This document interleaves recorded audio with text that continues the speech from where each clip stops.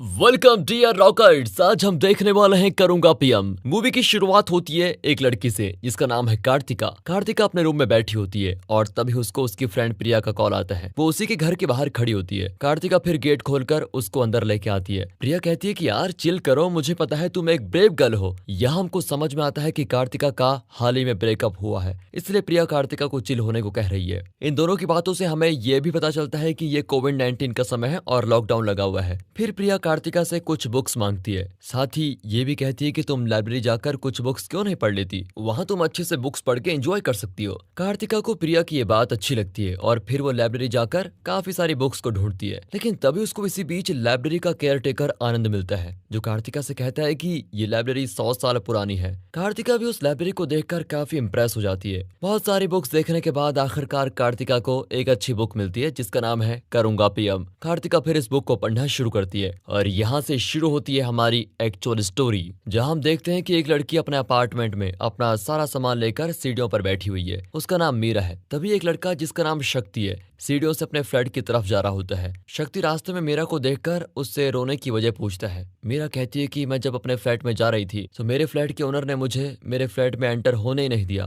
और उसने मुझसे बोला कि तुम्हारी जगह सड़कों पर है, जाओ जाकर रोड पर भीख मांगो। मैंने उससे बहुत रिक्वेस्ट की लेकिन उसने मेरी एक भी नहीं सुनी। उसके बाद मैंने अपनी फ्रेंड शालिनी को कॉल किया और उसे सारी बातें बताई। उससे मैंने हेल्प लेने की कोशिश की लेकिन शालिनी ने भी मुझे ये कहकर मना कर दिया कि मेरे घर पे बूढ़े माता पिता हैं, मैं उनके साथ तुम्हें घर पर नहीं रख सकती। तो अब तुम ही बताओ मैं किधर जाऊं, क्या करूं? बाहर तो लॉकडाउन लगा हुआ है, अब मैं क्या करूं? मीरा की सारी बातें सुनकर शक्ति को बड़ी दया आती है और वो मीरा से कहता है कि तुम मेरे घर पे आ सकती हो, मैं वैसे भी अकेला ही रहता हूँ, तो क्यों ना जब तक लॉकडाउन लगा हुआ है तो मेरे घर पर ही रहो और लॉकडाउन खत्म होते ही तुम चली जाना। मीरा को शक्ति की ये बात ठीक लगती है और वो उसके घर पर चली जाती है। अब अगली सुबह हम मीरा को देखते हैं जो अपने बेड पर सोई हुई है। तभी उसे कुछ घंटियों की आवाज आती है। वो फ्लैट की बालकनी में जाकर देखती है तो शक्ति पहले ही वहां पर मौजूद होता है। शक्ति मीरा को कहता है कि हमारे अपार्टमेंट में रह रहे फ्लैट B3 के ओनर की डेथ हो गई है। मीरा को ये बात सुनकर जैसे बड़ा शौक लगता है और वो कहती है कि फ्लैट B13 का ओनर ही तो मेरे फ्लैट का ओनर भी है, लेकिन ऐसे कैसे हो सकता है, वो तो बिल्कुल फिट था। शक्ति कहता है कि हस्बैंड वाइफ के बीच में झगड़ा था और वाइफ ने गुस्से में आकर एक पिन से अटैक कर दिया और उसकी स्पॉट पर ही डेथ हो गई। मीरा तो जैसे अभी भी सदमे में है। मीरा कहती है कि तुम मानो या ना मानो लेकिन ये सब मेरी वजह से हुआ है। शक्ति कहता है लेकिन कैसे? तो मीरा उससे बताती है मैंने कल उस आदमी को शाप दिया था कि उसकी डेथ हो जाए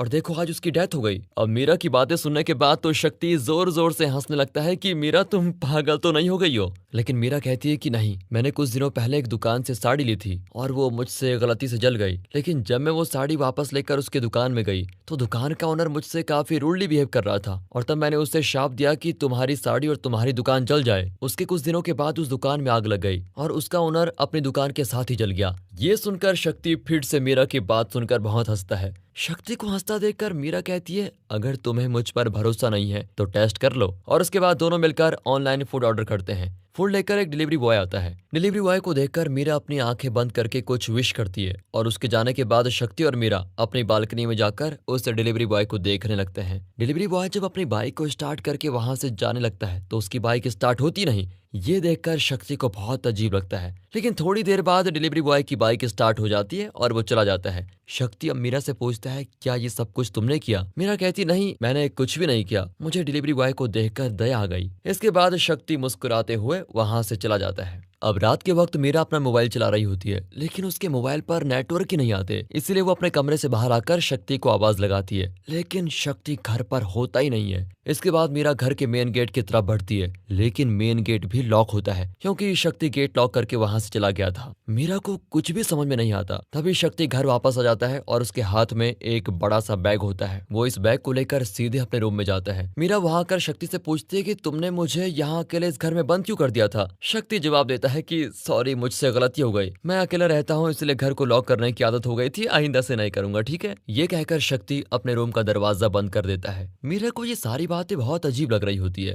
लेकिन वो कुछ कर भी नहीं सकती। अब रात के वक्त जब मीरा सोती है तो उसे कुछ हलचल सुनाई देती है। मीरा उठकर चेक करती है तो देखती है शक्ति एक लाश को घसीटते हुए घर के बाहर लेके जा रहा है और ये देखकर मीरा को शॉक हो जाता है। अगली सुबह शक्ति के जाने के बाद मीरा शक्ति का रूम चेक करती है तो उसे शक्ति के बैग में एक आदमी की डेड बॉडी मिलती है जिसको देखकर मीरा काफी डर जाती है। मीरा की नजर तभी बाथरूम पर पड़ती है और उस बाथरूम में जाने पर उसे लड़की की डेड बॉडी मिलती है। मीरा इन दोनों की डेड बॉडीज को देखकर बिल्कुल शॉक हो जाती है। थोड़ी देर के बाद जब शक्ति आता है वो मीरा से कहता है, देखो मैं तुम्हारे लिए वनीला आइसक्रीम लेकर आया हूँ, चलो जल्दी से इसको खा लेते हैं। मीरा तो वैसे काफी डरी हुई है, इसलिए वो शक्ति की बात मान लेती है चुपचाप। अगले दिन मीरा शक्ति के घर से भागने का प्लान बनाती है और जब वो वहां से जाने लगती है तो पीछे से शक्ति आ जाता है और मीरा का सर दीवार से भिड़ा देता है। मीरा तो बेहोश हो जाती है और शक्ति उसे अपने रूम में लेकर जाकर बांध देता है। तभी उसे बाहर किसी की आवाज आती है और शक्ति बाहर चेक करने जाता है, लेकिन बाहर का नजारा देखकर शक्ति बिल्कुल शॉक, क्योंकि बाहर रखे डाइनिंग टेबल के चेयर्स अपने आप ही हिलने लग जाते हैं।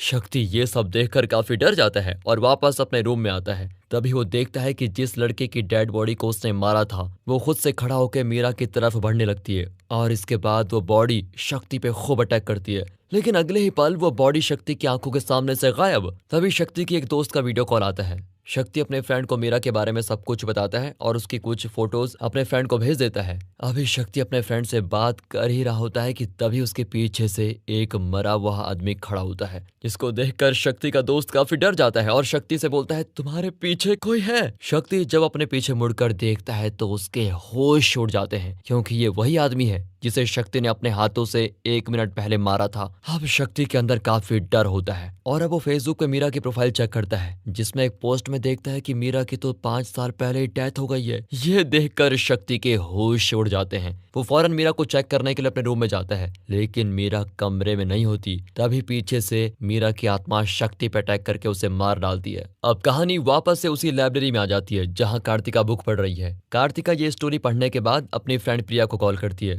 लेकिन वो किसी दूसरे कॉल में बिजी होती है, इसलिए वो कार्तिका का कॉल रिसीव नहीं करती। अब कार्तिका वापस से बुक पढ़ना शुरू करती है तो अगली स्टोरी में हम एक घर को देखते हैं जिसके बाहर एक लड़का खड़ा होता है। वो घर के गेट को नॉक करता है तो घर के अंदर से एक लड़की बाहर आती है जिसका नाम काजल है। बाहर आकर वो उस लड़के से पूछती है, तुम कौन हो और यहाँ पर क्यों आए हो। वो लड़का बताता है कि मैं आपका बहुत बड़ा फैन हूँ और मैं आपसे मिलने आया हूँ, साथ ही मैं एक यूट्यूबर भी हूँ जो आपके साथ एक वीडियो में कोलैबोरेट करना चाहता है। यहाँ हमें ये समझ में आ जाता है कि काजल भी एक यूट्यूबर है जो फिटनेस से रिलेटेड वीडियोस बनाती है। अगले सीन में हम काजल को उसके घर पे देखते हैं जो अपने फिटनेस रिलेटेड वीडियोस बना रही है। तभी लाइव वीडियो में वो पीछे किसी आदमी को देखती है, जिसके बाद वो काफी डर जाती है और उस आदमी को ढूंढने जाती है कि कहाँ है वो। तभी पीछे से वो आदमी काजल पर अटैक करता है, लेकिन अगले ही पल वो आदमी वहां से भागने की कोशिश करता है और काजल उसके पीछे जाकर उस पर एक पेन से हमला कर देती है, जिसके बाद वो आदमी बेहोश और जैसे ही उसकी आंख खुलती है उसकी अगल बगल 4-5 लोग होते हैं जिसे काजल ने पकड़ के रखा हुआ था और वो एक आदमी का हाथ पकड़कर उसकी उंगलियां काट देती है। यहाँ हमें पता चलता है कि काजल भी एक आत्मा ही है जो आदमियों की उंगली काटकर उन्हें अपने पास रख लेती है। अब कहानी वापस से लाइब्रेरी में आती है जहाँ कार्तिका बुक पढ़ रही होती है और यह हम देखते हैं कि इस लाइब्रेरी में एक आत्मा का साया है जो ठीक कार्तिका के सामने खड़ा है। कार्तिका भी उस आत्मा को देख लेती है, लेकिन तभी प्रिया का कॉल कार्तिका को आता है और उसे ऐसा लगता है जैसे जो साया उसने देखा है वो केवल उसका एक भ्रम है। अब कॉल पे कार्तिका प्रिया को दोनों स्टोरीज बताती है और कहती है कि इस बुक में एक डार्क टेल्स करके चैप्टर है जो करीब 100 साल पहले लिखा गया है, लेकिन इसमें प्रेजेंट की चीजों के बारे में बताया गया है, जैसे कि लॉकडाउन, कोविड और हमारे करंट प्राइम मिनिस्टर के बारे में भी इस बुक में काफी सारी चीजें मेंशन है। प्रिया कहती है ये तो बड़ी अजीब बात है, जरा इस बुक के राइटर का नाम देखो। अब कार्तिका जब बुक के पीछे वाले पार्ट को देखती है तो वहां पर राइटर का नाम लिखा होता है, लेकिन नाम थोड़ा धुंधला सा है,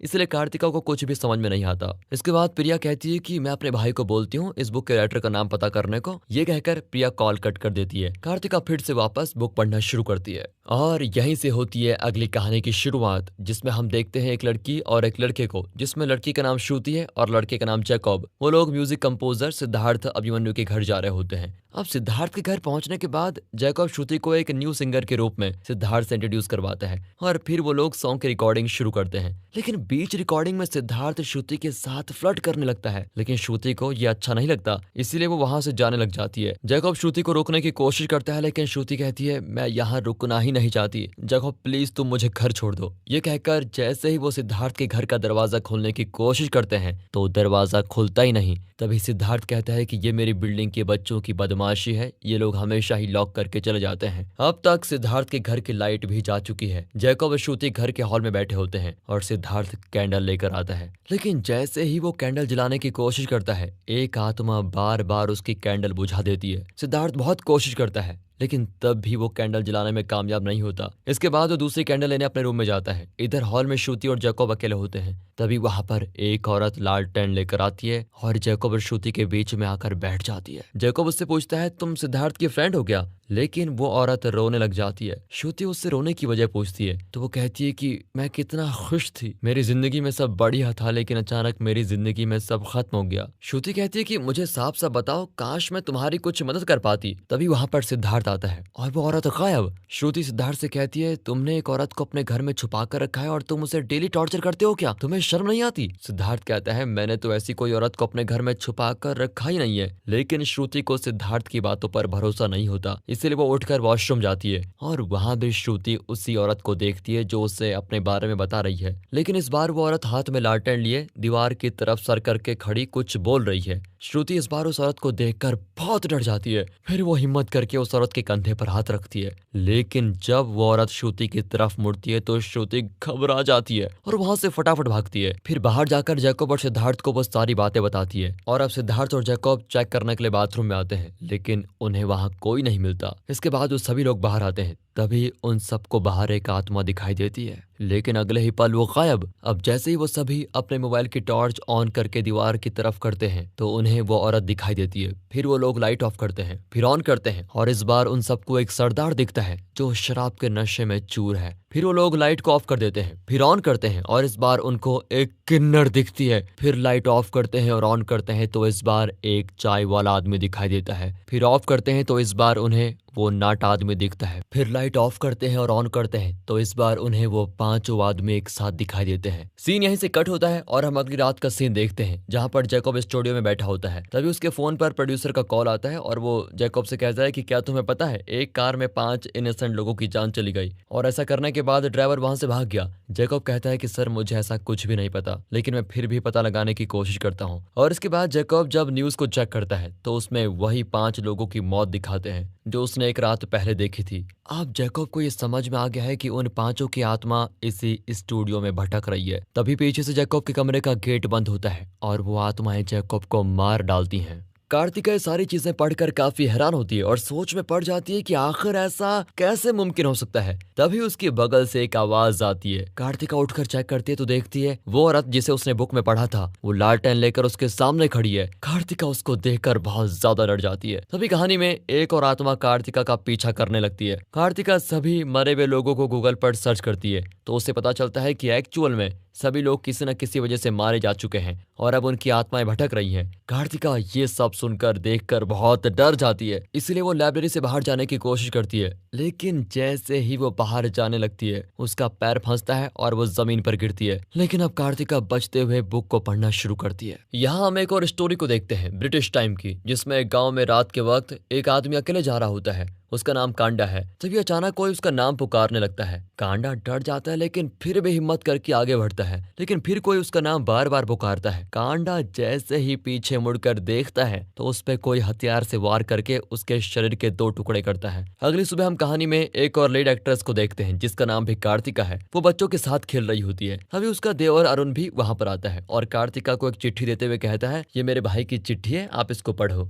कार्तिका जैसे ही उस चिट्ठी को पढ़ती है तो वो काफी खुश हो जाती है और अरुण से बोलती है, आपके भाई की आर्मी की ड्यूटी खत्म हो गई है और वो यहाँ आने वाले हैं। ये दोनों अभी बात कर ही रहे होते हैं कि तभी पीछे से उन्हें कुछ आवाजें आती हैं। वो पीछे मुड़कर देखते हैं तो उनके कुछ गांव वाले भाग रहे होते हैं। अरुण ने गांव वालों को रोककर पूछता है, तुम सब क्यों भाग रहे हो? वो आदमी कहता है कि किसी ने कांडा की बॉडी के 2 टुकड़े कर दिए हैं, बस हम सब वही देखने जा रहे हैं। अरुण भी वहां पर आता है। उस गाँव का सरपंच वहाँ पहले से ही मौजूद होता है और उसका नाम अनाची है। अरुण अनाची से कहता है कि आप हमारे गाँव में इन्वेस्टिगेट करो, क्योंकि कांडा की मौत इस गांव में चौथा मर्डर है और इससे पहले भी 8 बच्चे इस गांव से गायब हैं। अनाची कहता है कि अपनी जबान संभाल कर बात करो, तुम अभी इन सभी बातों के लिए काफी छोटे हो। शायद तुम जानते नहीं हो कि हमारी फैमिली पीढ़ियों से इस गांव की रक्षा कर रही है। इसके बाद सभी गांव वाले अपने घर वापस चले जाते हैं। अगले सीन में हम देखते हैं कि कार्तिका ने अपने हस्बैंड के घर वापस आने की खुशी में एक दावत रखी है और उसने सभी गांव वालों को वहां पर बुलाया है। अनाची भी उस दावत में शामिल होता है और कार्तिका के हालचाल लेने के बहाने अपने हाथ दिखाने लग जाता है ताकि वो अपना भविष्य जान सके। यह हमको पता चलता है कि कार्तिका एक एस्ट्रोलॉजर है जो भविष्य में घटने वाली घटनाओं के बारे में बता सकती है। कार्तिका कहती है कि मैंने इस गाँव के बारे में और खुद के बारे में कुछ चीजें लिखी हुई है जो सच हो रही है। साथ ही मैंने एक किताब लिखी है जिसमें अभी से 100 साल बाद होने वाली घटनाओं के बारे में भी लिखा हुआ है और ये आगे चलकर सच होंगी। अनाची कहता है कि अगर ऐसा है तो चलो इसे भी टेस्ट कर लेते हैं। अनाची उसको एक पेपर देता है जिसमें कार्तिका को अपने बारे में लिखना है, लेकिन कार्तिका जैसे ही अपने बारे में लिखने के लिए अपनी आंखें बंद करती है वैसे ही उसे अपना पूरा फ्यूचर दिख जाता है, जिसके बाद कार्तिका बहुत परेशान होती है और पेपर पर लिखती है ये गांव एक नर्क बन जाएगा। अनाची ये सब देखकर कहता है कि तुमने इसमें कुछ अलग नहीं लिखा है, हमारा गांव तो पहले से ही नर्क है। खैर छोड़ो, तुम कुछ मेरे बारे में लिखो। तब कार्तिका लिखती है कि पानी के मटके से बच के। अनाची ये देखकर बहुत हंसता है और हंसते हंसते उसके दोनों हाथ से बगल में रखे पानी के मटके फूट जाते हैं। अनाची ये देखकर बहुत शॉक। तभी कार्तिका की बेटी कार्तिका के पास आकर अपने पापा के आने की खबर देती है। कार्तिका काफी खुश होती है जैसे ही वो अपने पति से मिलने जाती है। अरुण उसे खबर देता है कि मेरा भाई जंग में शहीद हो गया है और उसे सफेद कपड़ों में लपेटकर आर्मी वालों ने भेजा है। ये सुनते ही कार्तिका को मानो झटका लग जाता है। इसके बाद कार्तिका का एक नौकर अनाची के पास जाता है और उससे बोलता है कि इस गाँव में होने वाली सारी हत्या के बारे में मैं सब जानता हूँ और मैं ये भी जानता हूँ कि ये सब किसने किया है। अनाची ये सब सुनकर काफी हैरान हो जाता है। तभी कार्तिका का नौकर अनाची से कहता है कि मेरा कुत्ता एक बार गुम हो गया था और मैं उसे ढूंढ रहा था। तभी मैंने गलती से कार्तिका का कमरा देखा जहां पर वो एक चुड़ैल बनकर बैठी थी और वही कारण है हमारे इस गांव में होने वाली मौतों का। नौकर की बात सुनकर अनाची सारी बातें अरुण को बताता है और वो लोग मिलकर एक पंडित को बुलाते हैं। फिर वो पंडित कार्तिका के घर जाकर उस पर कुछ जादू टोना करता है और अनाची से कहता है कि जल्दी से जल्दी कार्तिका की शुद्धि करनी होगी, नहीं तो ये गांव बर्बाद हो जाएगा। इसके बाद सभी लोग कार्तिका की शुद्धि करते हैं और उससे सभी चीजें छीन ली जाती हैं और गांव के एक कोने में उसे छोटी सी जगह दी जाती है। इधर अनाची एक रात कहीं जा रहा होता है, तभी उसे पीछे से कोई आवाज आती है और जब वो पीछे मुड़कर देखता है तो वो पंडित उस पर हमला कर देता है। अनाची समझ जाता है कि गांव में हो रही सारी हत्याएं इसी पंडित ने की थी, इसलिए वो किसी तरह बचकर वहां से भागता है। तभी कार्तिका का नौकर वहां पर आकर अनाची को मारने की कोशिश करता है, लेकिन अनाची उसके चुंगल से निकलने में कामयाब हो जाता है और आगे बढ़ता है तो वहां उसको अरुण दिखाई देता है। अनाची अरुण को सारी बातें बताता है, लेकिन अरुण एक हथियार को अनाची के पेट में मार देता है और उसकी वहीं पर मौत हो जाती है। यहाँ हमको ये समझ में आता है कि पंडित, नौकर और अरुण ये सभी मिले हुए हैं और इन्होंने एक गांव में सभी हत्याएं की हैं। इसके बाद हम कार्तिका को देखते हैं जो अपने पुराने दिन याद कर रही होती है और उसके साथ उसकी बेटी भी होती है। कार्तिका अपनी बेटी को एक कुएं के पास लेकर जाती है और उसे कहती है बेटा मैं तुम्हें कुछ नहीं दे पाई, तुम मुझे मार डालो। तभी पीछे से सभी गाँव वाले आ जाते हैं और उसके साथ अरुण, पंडित और वो नौकर भी होता है। अरुण कार्तिका पे इल्जाम लगाता है कि कार्तिका अपनी बच्ची को जान से मारने की कोशिश कर रही थी और गांव में होने वाले सभी खून का जिम्मेदार भी यही कार्तिका है। सभी गांव वाले इसके बाद कार्तिका को मारने लगते हैं और उसे एक पेड़ के पास खड़ा करके सभी उस पर पत्थर फेंकते हैं और ऐसे ही कार्तिका की मौत हो जाती है। इसके बाद अरुण, उसका नौकर और वो पंडित कार्तिका की सारी संपत्ति के मालिक बन जाते हैं और तीनों इस बात का जश्न मनाते हैं। जहां अरुण पंडित से कहता है कि वाह तुमने क्या प्लान बनाया, मतलब बेटी के हाथ से ही माँ को पत्थर पड़वाए, तुमने तो कमाल ही कर दिया। तभी नौकर कहता है कि कुछ जलने की बदबू आ रही है। इसके बाद ये लोग दरवाजे की तरफ देखते हैं तो कार्तिका की आत्मा वहां खड़ी होती है और कार्तिका उन तीनों को जान से मार डालती है। इसी के साथ ये बुक की कहानी यहाँ पर खत्म होती है। तभी प्रेजेंट में कार्तिका के पीछे पुरानी वाली कार्तिका की आत्मा खड़ी होती है, जिसको देखकर वो वहां से भागने की कोशिश करती है और अपनी दोस्त प्रिया को कॉल करके सारी बातें बताती है। अब कार्तिका अपने घर पे प्रिया के साथ बुक और उसकी स्टोरीज के बारे में बताती है। प्रिया उसे बुक का एक लास्ट पेज देती है जिसमें बुक के राइटर का नाम मेंशन होता है और राइटर का नाम है उमियाल कार्तिका और यही नाम तो प्रिया की दोस्त कार्तिका का भी है। यहाँ कार्तिका और प्रिया को ये समझ में आता है कि जो कहानी की कार्तिका है उसने ही ये बुक लिखी है, क्योंकि उसके पास सुपरनेचुरल पार्ट्स हैं जिससे वो भविष्य देख सकती है। कार्तिका प्रिया से ये भी कहती है कि सबसे सैड बात तो ये है कि कार्तिका ने अपनी एंडिंग अपने ही हाथों लिखी है। प्रिया कहती है कि तुम दोनों का नाम भी सेम है, तुम्हारी राइटिंग भी सेम, इसके अलावा तुम्हारा सिग्नेचर भी सेम है। मुझे लगता है कि तुम कहानी वाली कार्तिका का पुनर्जन्म हो। लेकिन कार्तिका ये बात नहीं मानती और वो प्रिया से कहती है कि ये सब तो कोइंसिडेंस भी हो सकता है। तभी प्रिया एक पेन और पेपर कार्तिका के हाथ में देती है और उसे कहती है कि तुम इसमें कुछ लिखो। कार्तिका लिखती है कि मुझे भूख लगी है, अच्छा होता कि अगर कुछ गर्मा गर्म खाने को मिल जाता। तभी किचन से कुकर की सीटी आती है जिसको देखकर कार्तिका शॉक। लेकिन प्रिया कहती है कि ये तो मेरी मम्मी ने पहले से ही राइस चढ़ा कर रखा हुआ था, इसलिए उसकी सीटी बज रही है। तुम ऐसा करो, कुछ और लिखो। तब कार्तिका लिखती है कि सेंटा क्लॉज मुझे पकड़ेंगे और अपनी बैल से मेरी जान ले लेंगे।